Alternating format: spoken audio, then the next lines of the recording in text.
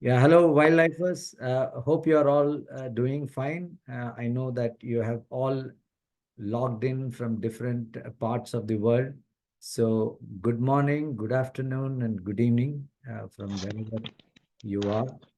So, we members of Rotary Fellowship of Wildlifers for Conservation share a common interest, that is wildlife and its conservation, willing to work with the 119-year-old organization, Rotary, towards building a future in which people and nature thrive.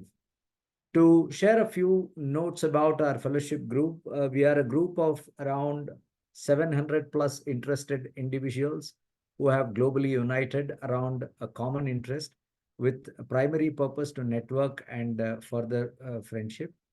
Currently, we are meeting online on the fifth day of every month, bringing in different speakers from different parts of the globe as well to share their expertise on wildlife and conservation. Although our fellowship activities are conducted independently of Rotary International, they are in harmony with the Rotary policies. Our purpose is to create awareness about importance of wildlife, to promote lasting friendships outside one's own club, district, and country, and to promote locally, regionally, and globally that conservation of living resources are important to humans and future generations to enjoy our natural world and the incredible species that live within it. So today we have members from different Rotary clubs as well as friends of Rotary from different parts of the world for this meeting. Our membership is also open to any interested individual in alignment with the RI policy. A hearty and a very warm welcome to each one of you. I also recognize the presence of Rotarian Chris, who is currently the chair of the Rotary Action Group for Endangered Species. I would like Chris to say a few words about RAGES, that is the Rotary Action Group for Endangered Species. And on behalf of all the wildlifers, I also extend a very warm welcome to our distinguished speaker, Ms. Priya Venkatesh. Chris, can you quickly share about the rages with our members, so that they know what work you are doing quickly as possible. Thank you. Yes, without too much. So the Endangered Species Rotary Action Group, and it's actually Rotary Action Group for Endangered Species, has been going for about 14 years. It has mainly concentrated around several major or large species that are really iconic, like the rhinos, pygmy elephants, orangutan, and several others that have been really sponsored by Rotarians with their own nonprofits that are associated with Rotary. And so the Rotary Action Group for Endangered Species has largely associated itself with species that are really large. And so we're actually trying to turn the page on this to actually bring into the endangered species group those other organisms that are also endangered. There are many thousands of species that are endangered now, not only these large ones, but we want to have the endangered species group look at more than just a few iconic species. And so I'm inviting anybody who wants to join with us as we move forward into a new realm of having other species that are associated with a massive decline, some of them that are on the verge of extinction. And so, and also it no longer is just for wildlife as such. It's also for botanical species as well. So there are many plant species that are on the verge of extinction, and we know that many species are going extinct every day now. And so, without any further ado, if you want to be involved with the Endangered Species Rotary Action Group, please contact me. I would love to be associated with the wildlifers and any wildlifers that want to come along with the journey of supporting the Rotary Action Group for Endangered Species. I'd love to hear from you. We are a small group, around about 250 members right now, and I'd like to see that increase. We need to support our board, increase our board. If you'd like to be a board member of Endangered Species, then please get in touch with me. We need representation from around the world. And I'm in Hawaii, which is known as the endangered species capital of the world.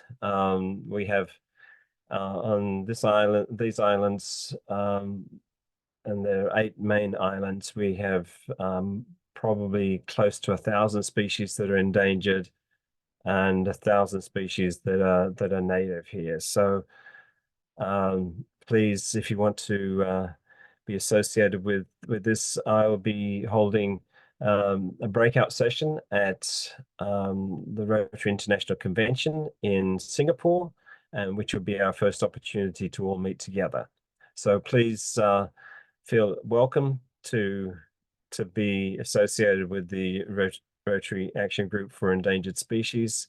We want to grow every place where wildlife, plants, and particularly associated with decline. We're obviously interested in very many other aspects, such as invasive species, how they're pushing out the native species into extinction. Thanks. Thank you, Chris. Thank you so much. I'm sure we will look forward to collaborate with you going forward. Now, may I call upon Rotarian Lata Krishna to please introduce our speaker to the audience. Thank you.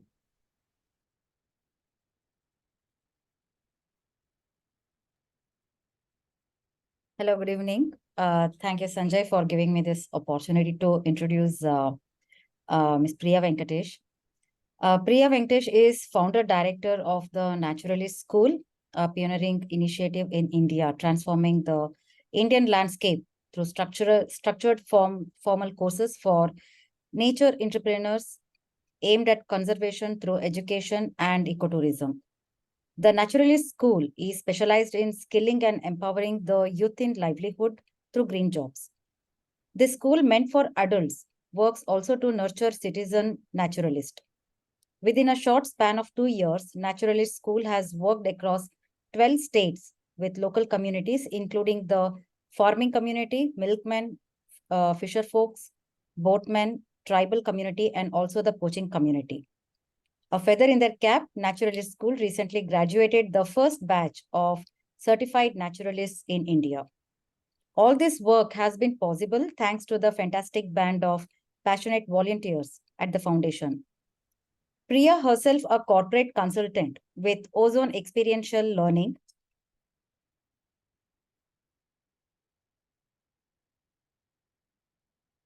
Priya, herself a corporate consultant with Ozone Experiential Learning for 20 years, has designed experiential programs that allows participants to explore various aspects of the nature and wildlife, personal leadership, and teamwork.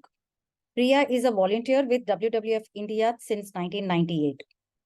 Priya has a passion for wildlife and the outdoors and has led open groups, school children, and corporate leaders through various wilderness camps and nature walks.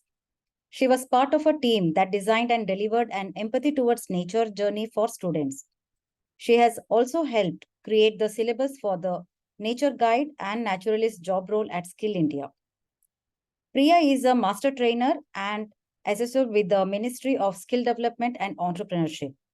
In addition, she has been instrumental in curating the syllabus for a certificate and diploma course in nature interpretation at Bangalore University.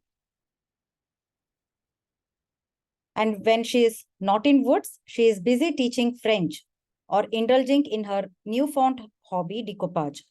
Priya is one of the few women from Bangalore to have crossed Arctic and Antarctic circles. And I think she has many more feathers in her cap. So let's all welcome Women in Wild, Priya Venkatesh. Thank you, Lata. Over to you, Priya. It's all yours. And audience, I request you to ask your questions at the end of it, at the end of the talk. And if you want, you can use the chat box also to send in your questions. So I also see a lot of your students as well here, Priya. Over to you. Thank you. My students. Yeah.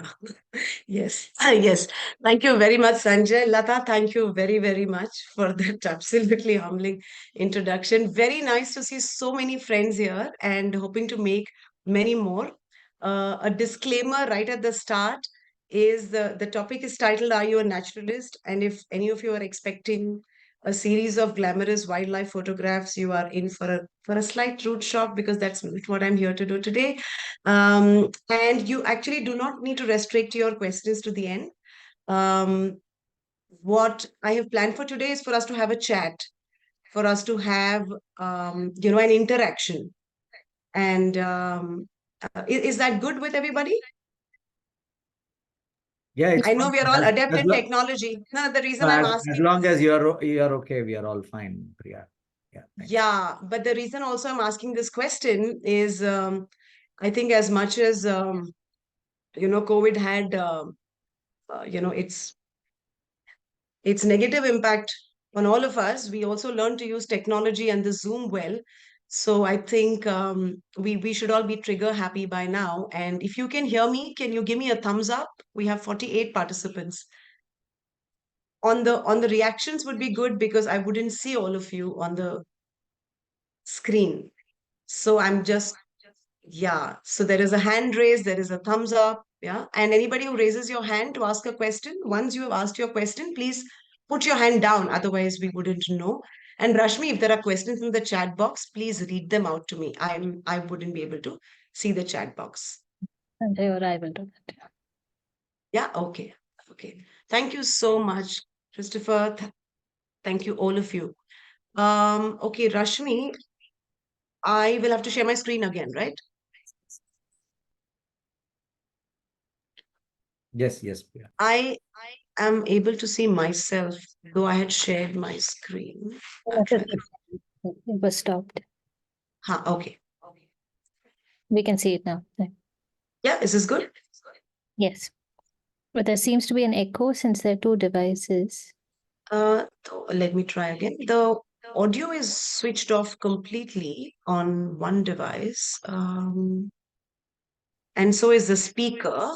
Give me a second. Let me see if I can change it. Rashmi.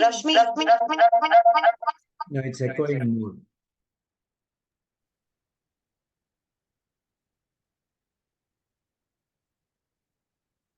Okay, is this better? Yeah. We can still hear your voice. There's still a little echo. Has the echo gone away? Yeah. No, still it is there. Okay, so now I can't hear you. Check. Priya, maybe if you log out from the mobile and use only this system. Sure. Be better. Yeah, we won't be able to see you, but you can But anyway, yeah. come in again. Yeah.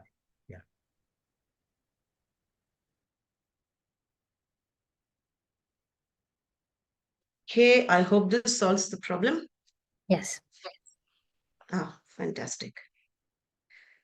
Even I can hear you all better now. Okay.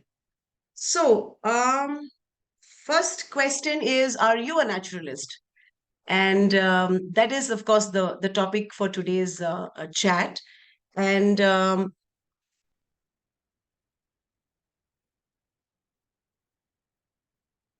Yeah. So how many of you here believe you are a naturalist?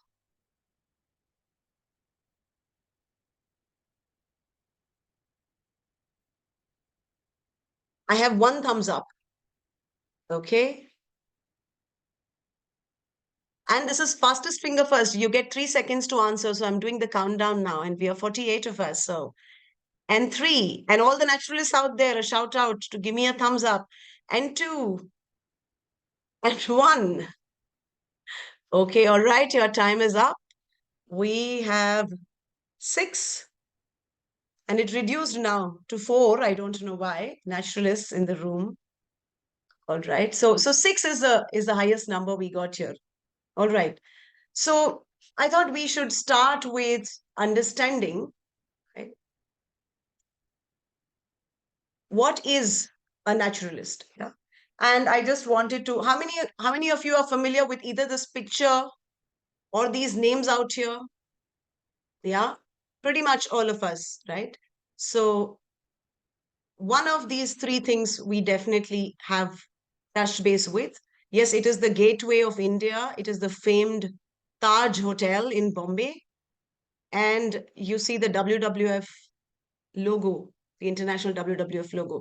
The reason I start here is that is really where my journey started, and where I first got in touch with what this word called naturalist was. And I thought, while I take you through my understanding, it's important to also share with you where I picked up my understanding from, and we may all have our own ways of connecting with it.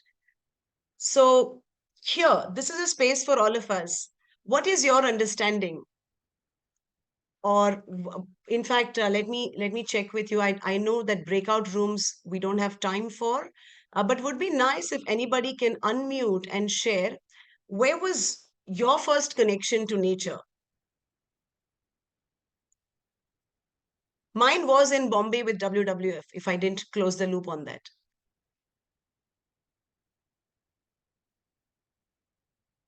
Anybody feel free to unmute and share with us. Yes, please, Karen. Growing up on the Hudson River in New York in US, I just turned over every rock and looked in every log and totally enjoyed looking for, whatever I could find.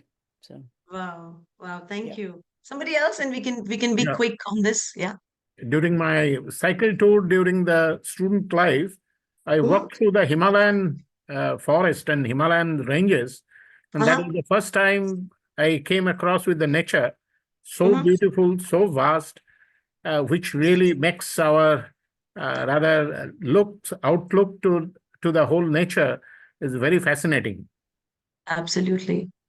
Thank you, Dipankar. Some more voices? Hi, this is Vijay here. My Hi, dad is Vijay. in the East, so my first thing was Mutodi Forest in Chikmagalur district. Wow.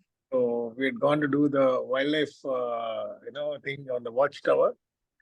And only funniest thing was I had a movie camera which was gifted by my dad. I didn't know whether I was, capturing them or, trying to kind of, but I exhausted the entire roll. But it was Yeah. too good. Expensive. I was in 3rd grade that time, but it was a fantastic experience. You were in 3rd grade. Okay, all right. Yeah, that's also nice for us to hear. Okay.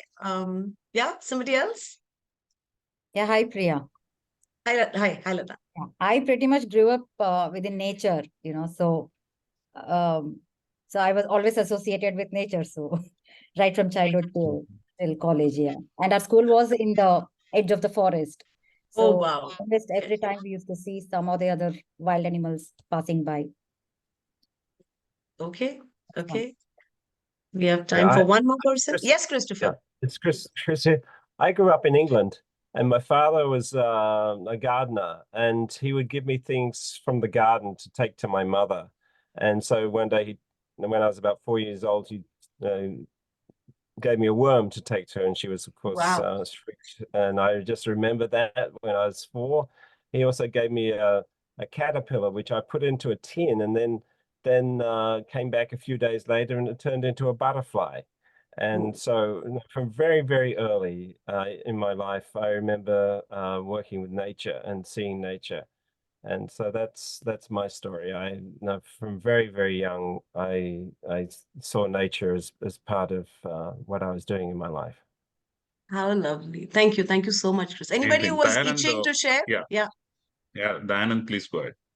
Yeah, Priya and everybody, I kind of grew up in a farm in my early childhood until my college days. Pretty much I was there morning till evening. A lot of interaction with kind of its own wildlife, whether it is the foxes, whether, the snakes, the various kinds of insects, the wolves.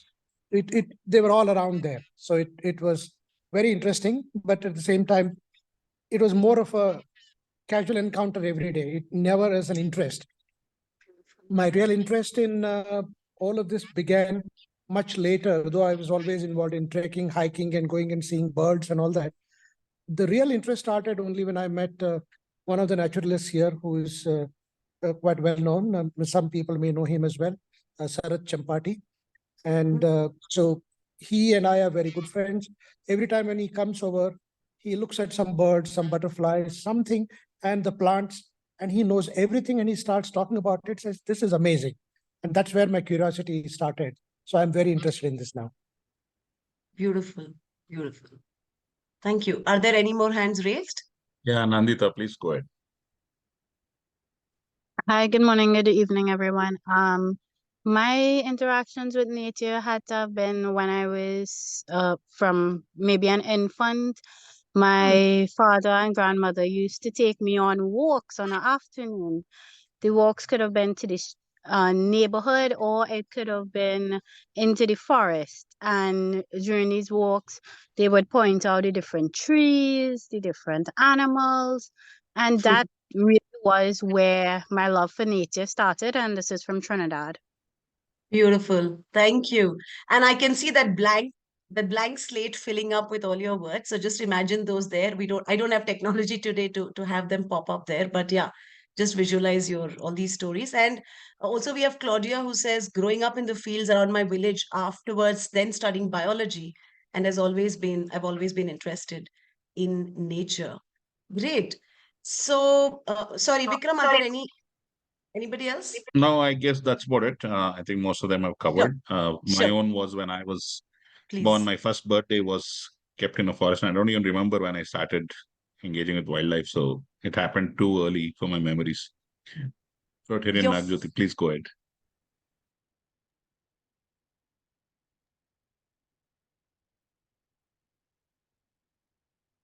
Is somebody sharing? Jyoti, you said?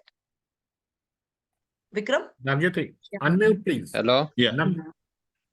Sorry.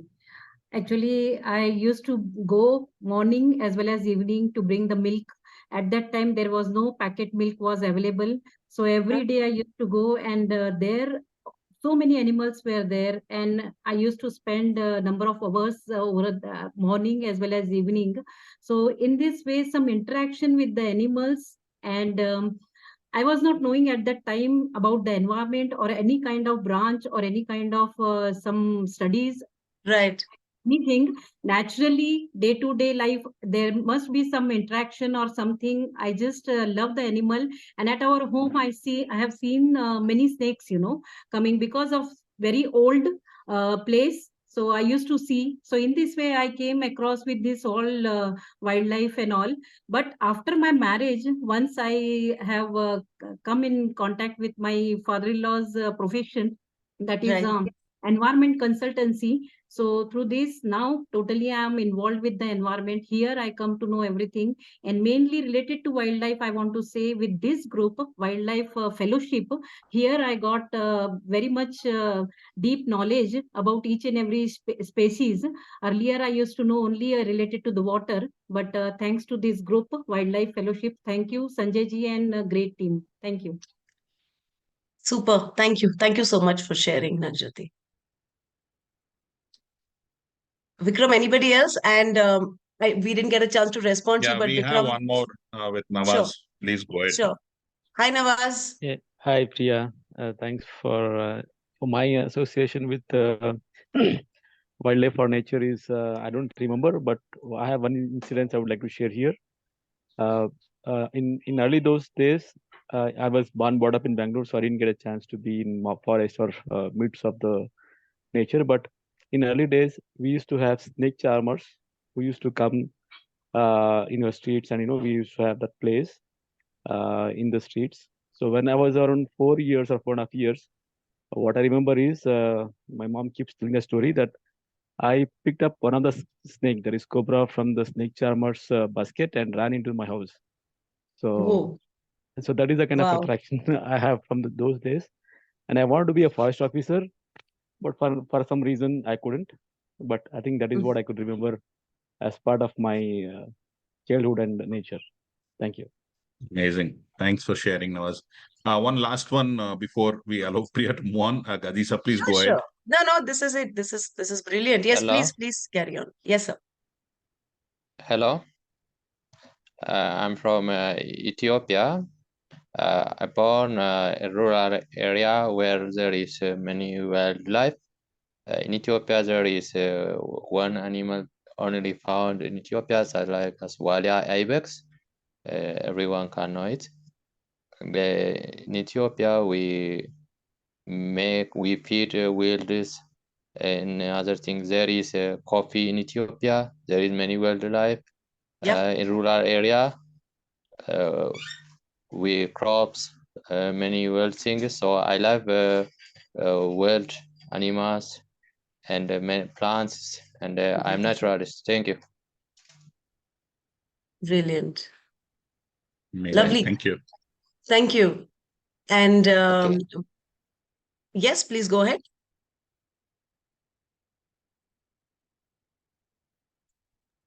No, I think we're. And Vikram, I wanted to just respond to what you said, which is that your first birthday was celebrated in a forest. I mean, how many of us, have had that memory? I mean, I don't know how much you remember, but just even to know that your first birthday was celebrated in a forest, I think, it brings me a lot of joy, and I think it's a good idea. It's a good way to celebrate a birthday, I would say. And I think the story continues, Vikram. So thank you. Yeah. Thank That's you still for a that. family tradition now. So. Yeah. And Christopher says, I grew up in and around libraries. I read encyclopedias and not so much of novels. Yes, Fiona, love is like a butterfly. It goes where it pleases. And oh my God, and pleases where it goes. Okay, this one I hadn't heard. Very beautiful. Yeah.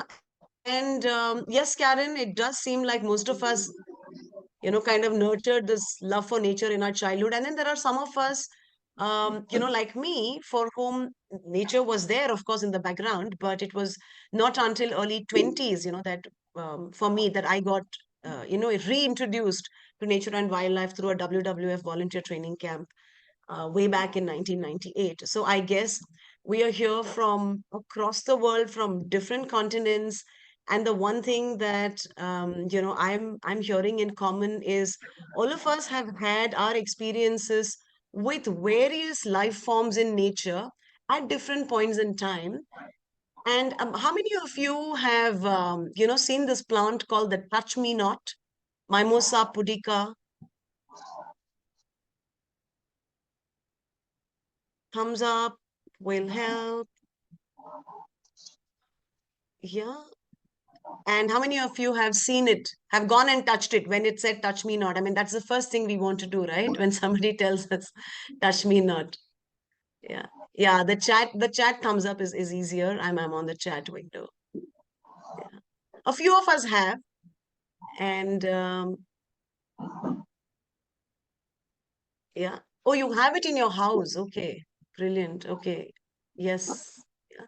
So all of us have seen different behaviors happening out in nature, interactions between plants and animals. Even if you're looking at the touch me not, there is still an interaction between the animal, which is a human being, and the plant. And, we see a response in the plant.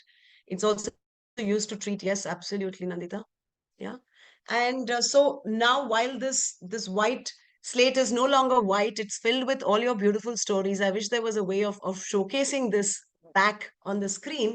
Nevertheless, moving forward, like you all said, we all seem to have seen, felt, observed, talked about nature and wildlife and its many forms,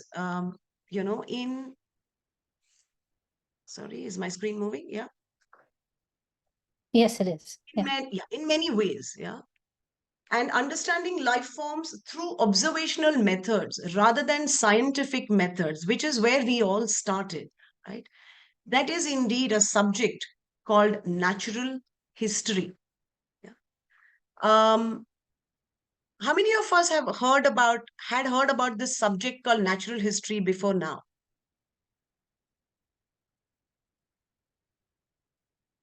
Yeah, it's okay. Okay. So somehow not all of us across the world, okay, Christopher is also a botanist. You say, yes, Christopher, thank you. And not all of us have had the luxury of even knowing that natural history is actually a subject that we could learn. I mean, how many of us learned English in school? How many of us learned a regional language in school? How many of us learned math? How many of us learned science? And I'm sure, there is thumbs up all the way, all of you who are sitting here. But somehow, yes, botany and zoology and more recently, environment science has come in a big way. But natural history as a subject seems to have been kept away from a lot of us simply because it has not been in the mainstream. And, a person who studies the subject of natural history, right, is called a naturalist. And a naturalist, again, going back to the box above, what does a naturalist do? He or she understands life forms through observational methods rather than scientific study, right? How many of you, when I asked you about the Mimosa pudica, about the touch me not, and when all of you were reminiscing about your first childhood memory of connecting with nature, how many of you had a smile on your face or a smile in your heart? Yeah. And if you did, yeah, and 5 seconds is all we have for the response. I'm happy for a flood of of responses. And if your answer is a yes, you are a naturalist. Yeah. So like you're seeing the official, definition, which says a domain of inquiry involving organisms, including animals, fungi, plants in their natural environment, leaning more towards observational rather than experimental methods of study, right? The ability to ask questions, an appreciation of the vast difference between really seeing things and merely looking at them. How many of you relate to this statement? How many of you have asked one question around nature to somebody around you or to yourself?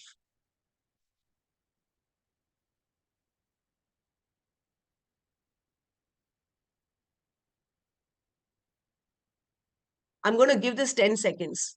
Think about, have you asked a question around nature to anybody around you or to yourself? You may or may not have lots of questions every day. Yes, Karen. Yeah.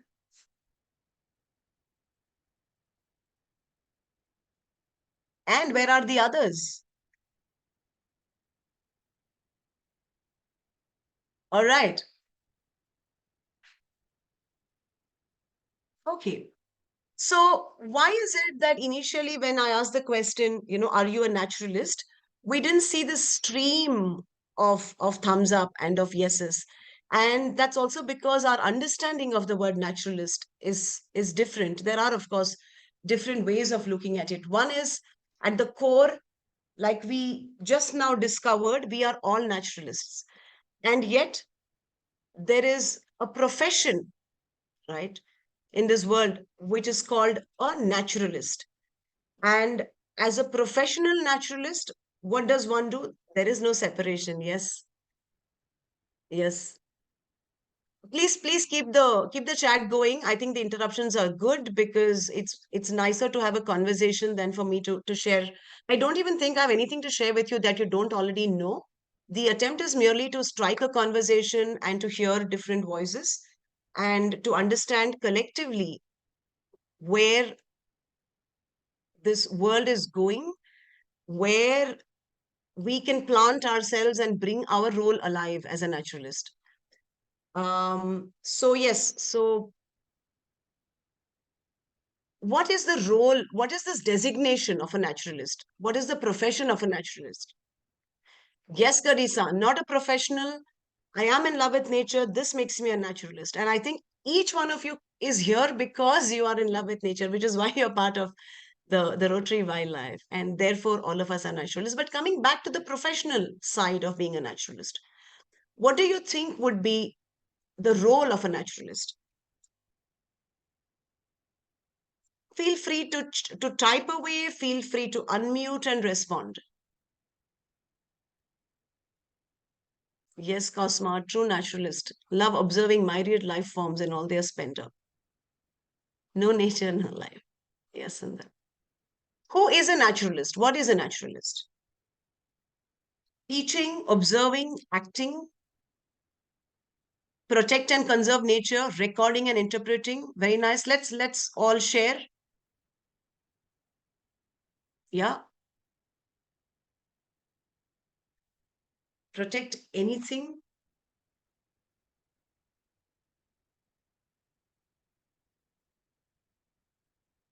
Role of a naturalist is to observe where we are and where we are heading. Respecting water bodies. Yeah. Let's all get our thoughts out there. A student of nature. Lovely.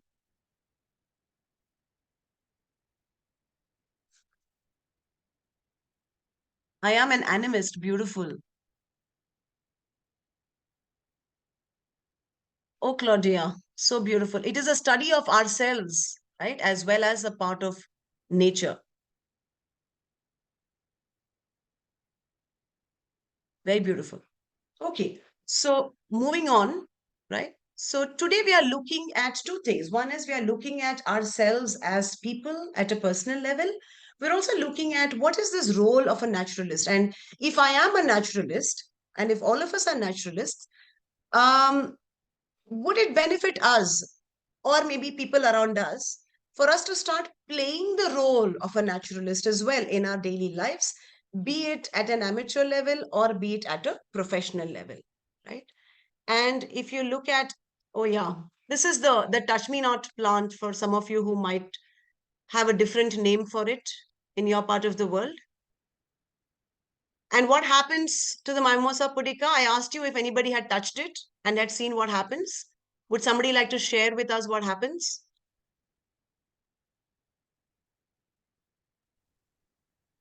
Can I share? Yes, please. Go ahead. Thank you. As a child growing up on the farm in Kengeri, just outside Bangalore 40 years ago, my first experience with nature was actually touching a touch me not, which my mother pointed out to me. And I was so tickled with it that I was a small child and I could distinguish it each and every time and used to go about touching them. And even when they closed, I would go again touching them, thinking they would open and close again. Thank you. That's what I was wanting to, to hear from you. So what happens when you touch it? Closes. It closes. It closes what? Its leaves. Its leaves, right? And then what happens? It remains shut for some time. Yes. Any idea for how long? No, I didn't go beyond that. Yeah. Is there anybody else in the room who knows how long it takes for the mimosa leaflets to open back? Okay, I'm going to look at the chat if there are any answers. Okay, we have 30 seconds, 60 seconds to 1 minute. Okay, all right. So, oh, the fruit tastes. Okay, Sanjay, I have to taste that too. All right, so here is a small homework for all of you who hate homework, right? And Touch Me Not plant is very easy to spot around wherever you are. And if it's not, please write into us or write it back to your WhatsApp group and I'm sure the group will be able to help you spot one for yourself. Please do go, bend down very gently, touch the leaflet, watch it close, and put on your timer, right? And 30 seconds to 60 seconds, like you say, is not a very long time for us to wait. So please do wait. Do the leisure, William Wordsworth game. And let's all come back on the group after the talk sometime, whenever in the next 1 week, with saying what was the time that you measured, that it took for the leaflets to open up. And that really is an observation. And while we can talk, I mean, I can talk and you can talk, I think the magic is really in getting down to the field, getting your hands dirty, really figuring this out in the real world. So please do this for me. It's part of the talk. And I will leave you like maybe 5 minutes earlier. I will end the talk so that this 5 minutes are for you to go back in your own spaces and do this experiment and come back and post those numbers there. Right. And here we have Nagjyoti saying the leaves of the Touch Me Not plant close up at night and again open up when it receives sunlight. That's another stimulus, Nagjyoti. And we are talking also, I also wanted to bring in human interaction. So this is beautiful. And the reason I'm still dwelling on this topic is to check if there's any more observation anybody would like to share with us, if you have all been, going back down the memory lane about this particular simple plant found all over the world. Anybody has any more observations to add to this?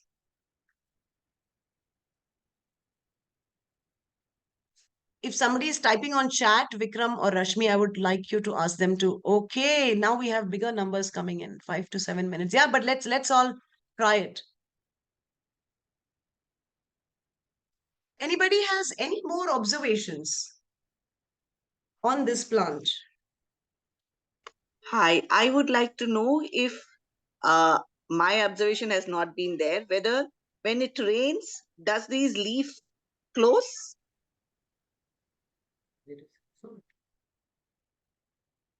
Anybody who would like to respond to Vijaya? Anybody who has observed it's this? Chris here. I don't think they do close with rain because it's a water potential that actually closes the leaves. So I suspect that the water that strikes the leaves will not create a change in the water potential across the leaf surface. Very nice. Oh, thank you. And I also like how you said, I don't think it does because of so and so reason. And that is really one of the qualities of us as naturalists, where we try and understand the cause and effect of what goes on in nature. And to also, share with you, Vijaya, as you would also be aware, that this exercise of closing the leaves and opening them up calls for a lot of energy from the plant. And the reason the plant closes it is that there is some payoff it has. Otherwise, it wouldn't waste its energy. So yes, during the rains, it doesn't, because if it kept doing that, then it would get drained out like a lot of us do in our day-to-day lives, but plants are smarter than us. And so just moving a little ahead and a little deeper with this question, I got a few chat messages saying it has thorns. That's a great observation. It is thorny. It has thorns. Anything else about? What about the thorns? Why does it have thorns? Do you see where the thorns are placed? Are you all with me here? Can you see where the thorns are on this plant? On the stems. On the stems, yes, it's positioned on the stems. Yeah, and what could be the purpose of the thorns?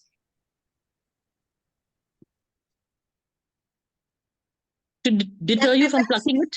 Self-defense. Okay. Right, self-defense, because when there are herbivores that come to eat the plant, right, the thorns kind of, move them away and deter the herbivores from eating it. As simple as that, right? And now if you see where the thorns are placed, right, We are still observing the plant. We are not going anywhere else. Other plants right now where the thorn is it even going to matter? It's placed well below below each leaf node.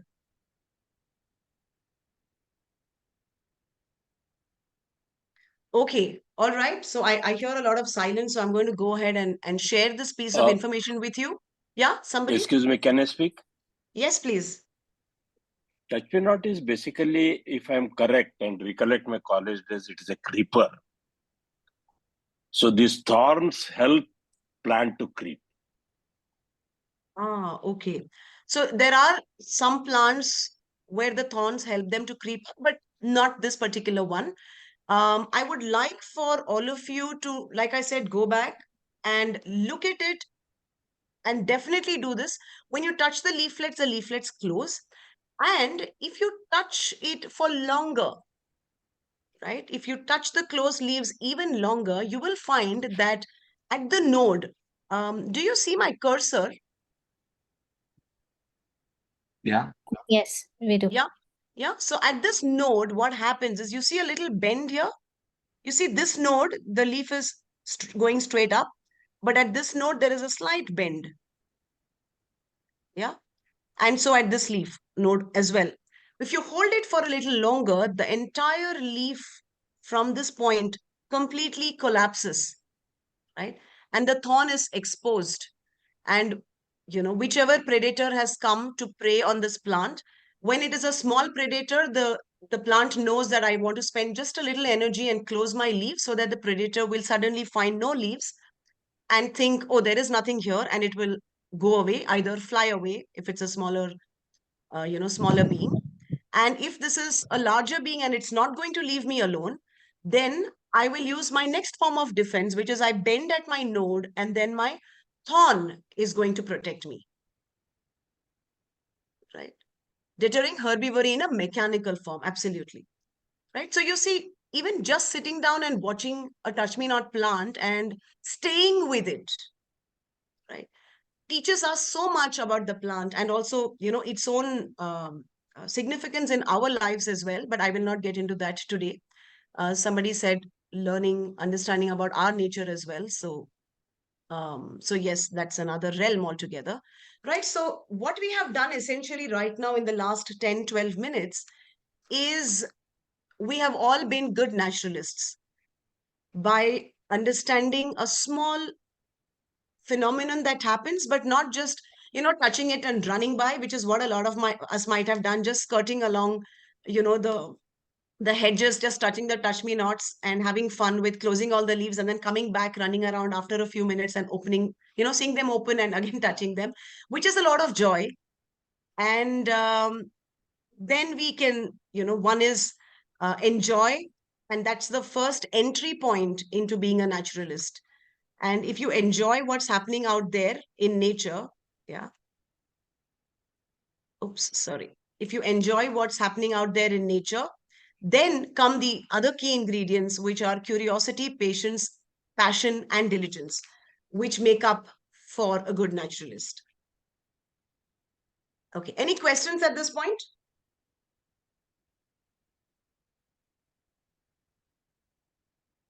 None, I'm guessing, unless I'm missing something, Vikram or Rashmi. No. Go ahead, Priya. Yeah. We have another 8 minutes here. Yeah. I'm with you.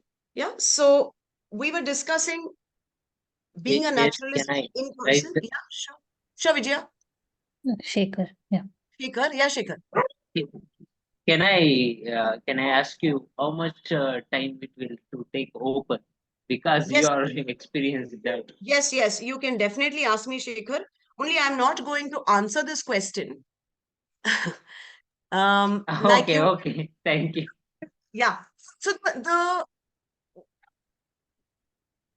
the essence of being a naturalist is to stay with a question. Stay with a question, let it settle in, let it sink in, go back, watch it again, go back for more and more. And the engagement, the involvement levels, the engagement levels with nature, it is what makes us a better naturalist. Yeah. The Yes, moment, absolutely. yeah, if we Thank have an answer. Sorry, somebody saying something? No, I think he agreed with you. Yeah, Priya. okay. Yeah, Rashmi. Yeah. So having questions and getting answers to them is definitely important, but having questions and trying to find the answers oneself is a different level of really engaging with nature and with wildlife. So we have spent a lot of time in understanding what a naturalist, and we've all found ourselves being a naturalist today. We couldn't go out to the field. This is the next best in a virtual setting. It would have been lovely to be out with all of you, so we could have seen so much more and understood a lot more. But now, how does one make a transition, or how does one understand this profession of a naturalist, right? So like we said, the key ingredients, apart from just loving the experience of being in nature, these and more is what you need, of course. In India, yeah, I'm talking about India now because there's a little bit of work that I have been a part of a foundation called the Naturalist School, like Lata shared earlier. And we've been working to bridge the gap that we have had in India around the profession of a naturalist. In other countries, other continents, Australia, Africa, a lot in the US, a little bit in the UK, and most recently in Sri Lanka, we have seen the profession being acknowledged, recognized by the government itself as not only important for livelihood, but also important to create a culture of nature appreciation in the country. We have recently gotten into this, and as a naturalist school, we worked with the Skill India mission, and we've created, brought into life, I would say, and into mainstream India certification programs for the naturalist and a nature guide. This is some of the work that the school does. You can look us up at naturalist.school if anybody's interested. And more importantly is this word you see highlighted, which is a citizen naturalist, right? For some of us here who would like to continue being a naturalist in our own personal capacity, we could do a little more to establish, the role for ourselves by being a citizen naturalist. And there is lots that you can do as a citizen naturalist, and I'm sure this group is a right space. And you can have your questions, and I'm happy to answer any questions that might come up on the group, and Sanjay or Rashmi, Vikram can pass it on as well, right? And this is the work we have done across India currently, but I don't want to spend too much time on this. I would like to leave you with, yes, our credentials, if anybody wants to take a quick check. But like I said, this will come back to you on the group. You can ask somebody in the group and they'll share this with you. These are some of the reading resources which will bring you closer to being a naturalist that you already are. It will help you engage better with yourself, better with the natural world. You can take this down, take a screenshot, take a print screen, and I'm sure, Rashmi, if you can put it up in the group, that will be lovely, right? And I would like to close this presentation, but really open up, this whole world of, being a naturalist through what Tilden tells us, and, that all of us might have at some point in time or the other experienced it, but I would like to use his words because, they are poetic. Through interpretation, he says, is understanding. Through understanding, appreciation. And through appreciation is protection and conservation. Yeah. And thank you so much for your time, all of you. I hope I was able to impress upon you what is a naturalist, how all of us are naturalists, and what more can be done to engage with ourselves and with nature.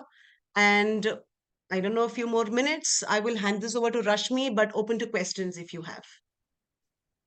Thank you. Yeah. Thank Sanjay? you. Thank you, Priya. Thank you so much. I'm sure we will have some questions. Yeah, Gadisa, please go ahead. Hello, I wanted to ask you a question since I wanted to work with you. now I am living in Ethiopia. How I can work with you? Also, I wanted to become your member. Is there any link or is there any form that I going to fill to work with you? Wow, thank you. Lovely, Thank- Teresa. Definitely, we can take this offline. And what I will do is share our email on this group. And anybody who is that fine, Rashmi? Yeah, yes, no problem. Yes, Sanjay. So I will share our email here and feel free to write in. Also, if you are, one moment.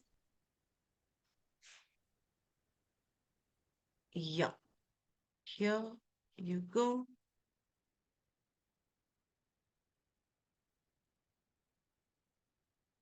Yeah, sure. Please write into us and we'll see how we can work together. We do work across the world in different, I would say, capacities.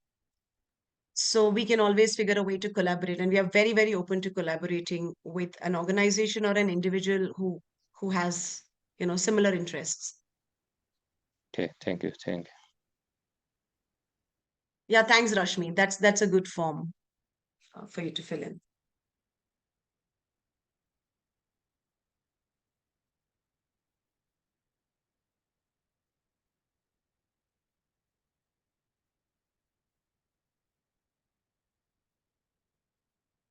Thank you, Karen, Kiran.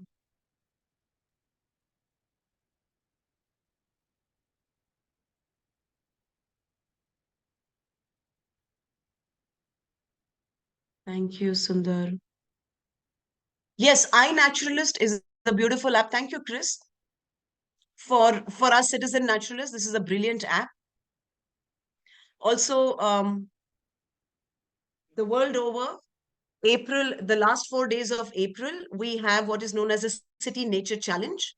And City Nature Challenge, wherever you are, whichever country you are, whichever city you are in, you can participate in this. It is a movement, City Nature Challenge 2024. And I will request Rashmi to send you more details on the group later as to how you can participate.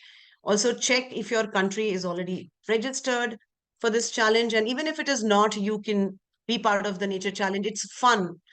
We'll also share a poster with you so that you can get some more insights about the challenge. It's a 4-day challenge. And the iNaturalist app also helps in identification of flora and fauna to an extent.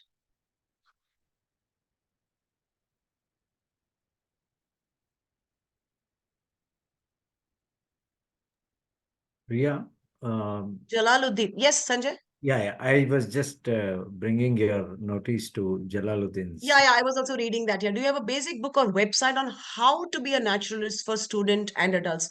So there are a lot of books available. What we do is more hands-on, and I will be able to share some names of books with you, and we're also happy to. You're in Trinidad, okay? But sure, why not? I mean, anywhere. If there are a group of students, adults who would like to engage and understand how to be a better naturalist, happy to curate a course. We run courses from 60 hours to 100 hours to 250 to 750 hours, and very happy to customize the courses for you wherever you are. I will also share maybe a book or two, and it can go on the WhatsApp group. But really, the best way to be a naturalist or a nature guide is to be out there in nature, engaging with it. And let's try and create as many opportunities for that as we can. Thank you, Karen.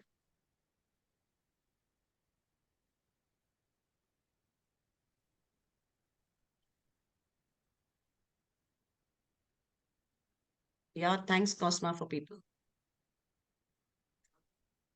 All right. Thank you, Sanjay. I will hand this over back to you. Yeah, thank you, Priya. I'm sure people, I mean, our audience have got a lot more clarity on what a naturalist is and who a naturalist is. And many of us have realized that we are naturalists ourselves.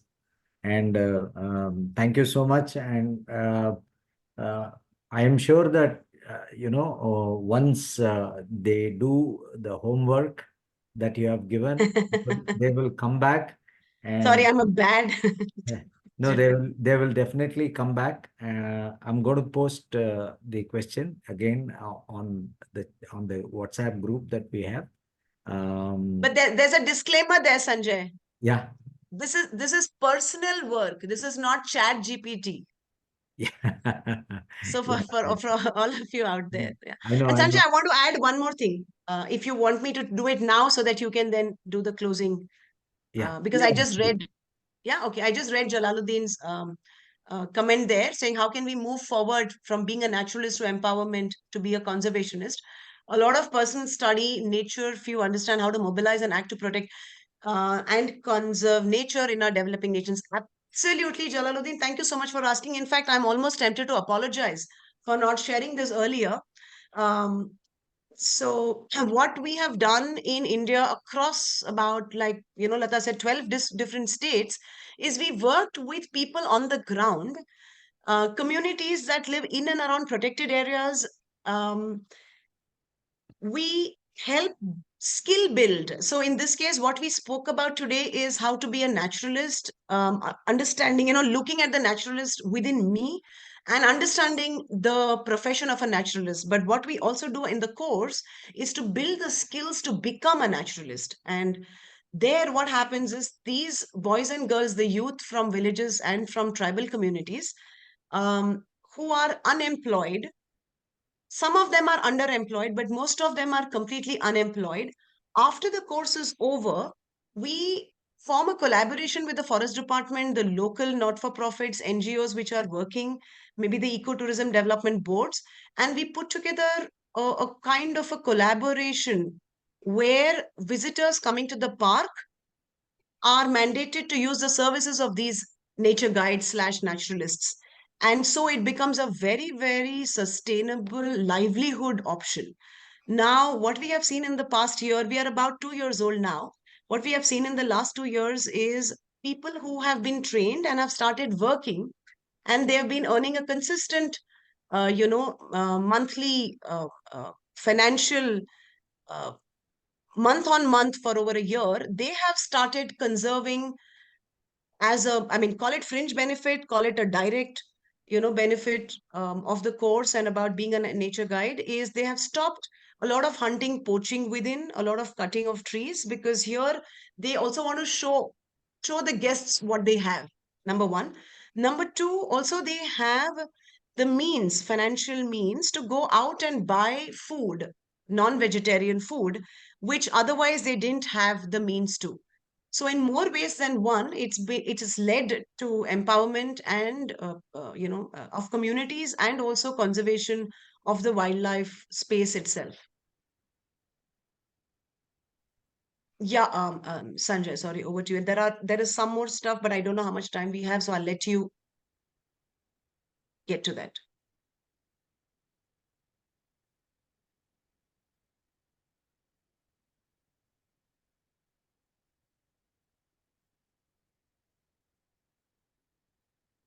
Sanjay, I don't know if Sanjay, you're mute. Okay, sorry. Yeah.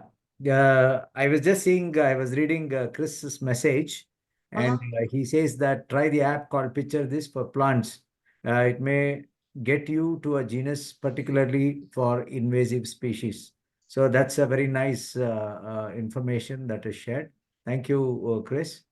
Cosma asks, how do Friends of Rotary join the wildlife WhatsApp group? Cosma, Cosma, please visit the website that I have shared. There is a form in that. You can just fill in the form. There's no fee for joining our fellowship group.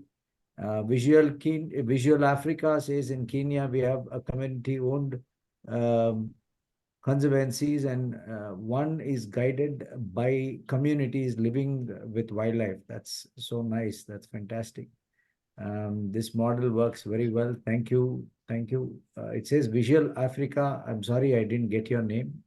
Vikram Fantastic. says I use the BirdNet mobile app for figuring out what bird I am hearing at any given point of time. Yeah, this is Vijay Mane's request. Hi, Priya, can you organize a field trip? Yes, Vijay, certainly. I will request Priya to do one field trip for us. Yes, Sanjay. Yes, anytime. Yeah, Happy to. you have also answered that. Yeah. Okay. Thank you, Faisal, from Visual Africa Films. Thank you. Okay. All right. Yeah, so Sanjay, my request to you is, or maybe request to Rashmi, she probably has all the apps, on the group to put down all the apps. Like, Chris says there is a frog call identifier, and we have a lot more for reptiles, for snakes. So some of them may be region specific, some of them may not be region specific, but it'll be lovely to, I can also share them with Rashmi. Rashmi has them. We work together. Rashmi has been the backbone at Naturalist School from the time we were born. Rashmi, please do share the apps on the group. That'll help everybody. Yes. Oh, thanks. Thank you. Yeah, thank you. Thank you so much, Priya, for agreeing to come and address our members here on this group and friends of Rotary as well. And we have such talks on 5th day of every month. For those who missed my initial welcome address, I would like to say that 5th of every month is when we all meet virtually. And you can visit the website at any point in time to know about the events, the upcoming events. So once again, thank you all for joining from different parts of the world. And thank you, Chris, for joining and talking about Regis. Definitely, we will see how we can align or collaborate with Regis. What best we can do joining hands with you. Thank you. Thanks for coming in. And thank you one and all. And last but not the least, thank you, Priya, Rashmi, Shekhar, all from Naturalist School for making this happen today. Thank you. Yeah, you can stop recording. Lovely. Thank you.